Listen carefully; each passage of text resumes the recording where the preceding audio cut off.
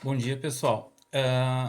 Estamos entrando, né? Já faz uma semana que começamos a segunda parte da ecologia, que fala sobre a, a pirâmide, né, ecológica, né, que é a segunda parte. A primeira parte a gente teve uma aula online, né, que alguns participaram e depois disponibilizei para vocês, né, lá na página, né, da turma, para vocês olharem, assistirem quando quisessem.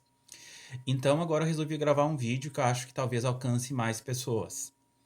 Então, o que que é assim, o que que significa pirâmide, tá? A pirâmide, na verdade, é o quê? São camadas que se estuda com números, com biomassa, com energia, né?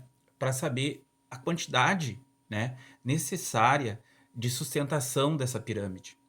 Então eu venho sempre falando para vocês que o homem subverteu a ordem, né, da evolução da Terra e assim por diante, que nós ocupamos muito mais espaço que a nossa espécie teria direito ou seria capaz de se sustentar se fosse numa disputa por igual. Então a gente usou nossos subterfúgios, nossa inteligência, né, para subjugar as outras espécies, né, e conseguirmos ocupar tantos espaços.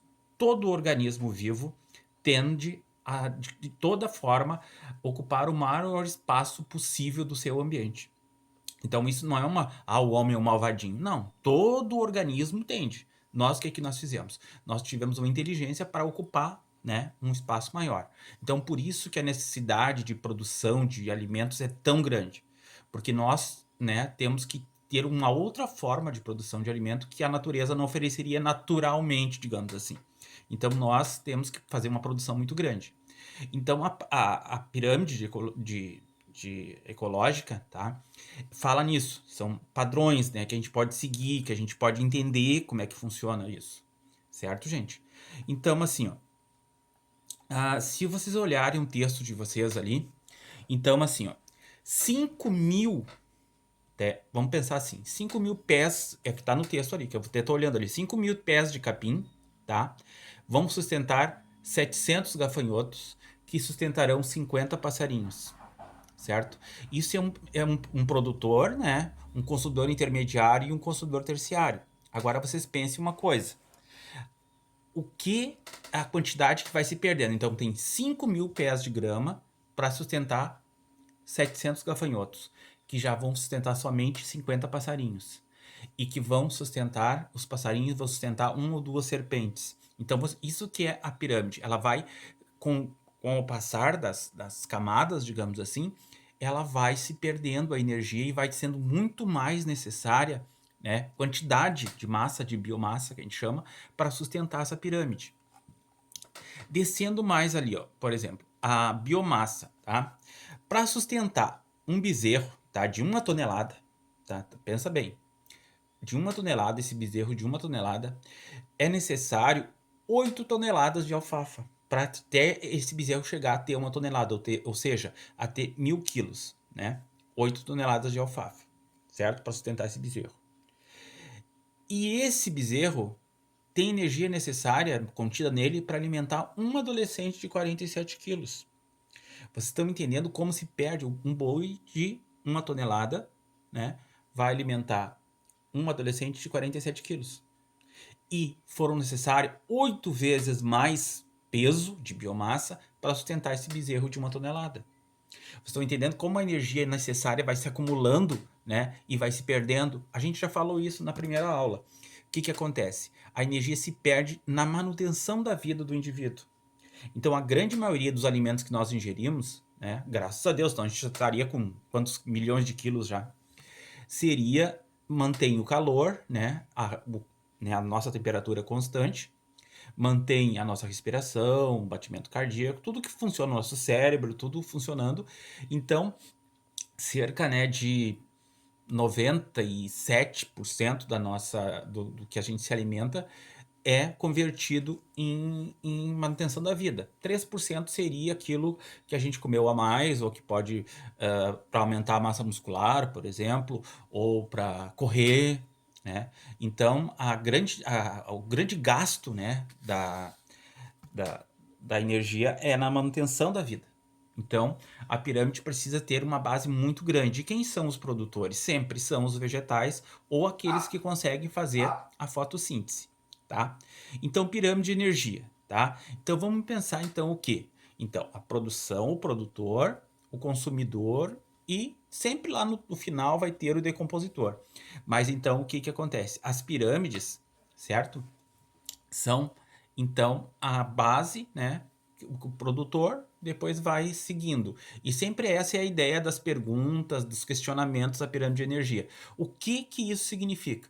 Que tem que ter então camadas. E essas camadas, os níveis de energia vão subindo, vão se concentrando, né? Mas são muito.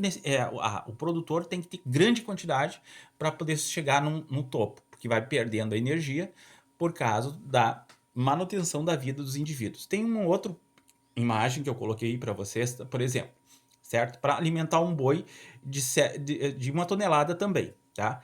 São 7.000 quilocalorias por metro quadrado ao ano para manter esse boi, certo? E quantos, uh, quantas calorias, né, são transferidas para o boi? 700. De 7.000, né? Ele consegue transmitir para a próxima, né? Para a próxima camada, que seria o humano, 700 calorias. E o humano dispensaria quantas calorias ao ano? 70. Estão me entendendo? A quantidade de 7.000 calorias depois passa para 700 e depois vai passar para 70. Isso quer dizer o quê? A grande perda, né, de energia é na manutenção. Então, por isso que a necessidade de alimentos se torna cada vez mais importante para os humanos, porque nós precisamos, de alimentos, né? Imagina como custa um boi. Quando a pessoa fala, o boi, ai, por que tão caro? Mas imagina a quantidade de alimento tem que ser para manter aquele animal vivo e engordando e aumentando de tamanho para o abate. Um frango, certo? Então, assim, os vegetais, os seres vivos que fotossintetizantes, eles têm uma energia menor por quantidade. Só que eles, como são os produtores, né? A gente consegue pegar muita quantidade nesse nutriente deles disponível. Ou seja, em forma de carboidratos, de glicose, né? Ou em formato de fibras, né? Formando então o bolo alimentar.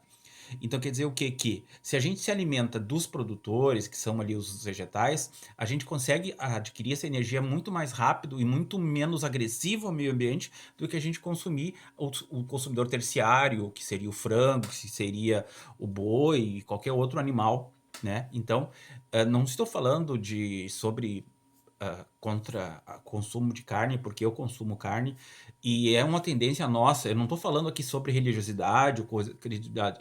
Estou falando sobre o animal sobrevivente. Nós somos um animal, né? Então nós precisamos de energia de adquirir isso de todas as formas. Mas o produtor, então, fornece para a gente uma energia muito mais rápida do que seria, né, o consumidor secundário, terciário e assim por diante. Se torna muito dispendioso em nível de energia manter um boi, né, do que um pé de laranjeira, um pé de qualquer outro vegetal aí que a gente possa consumir, né? Então, a carne em si, né, de todos, nossa e de qualquer outro animal, é muito dispendiosa por causa do gasto energético que a gente tem. Então, isso que eu gostaria de conversar com vocês hoje sobre as pirâmides de energia.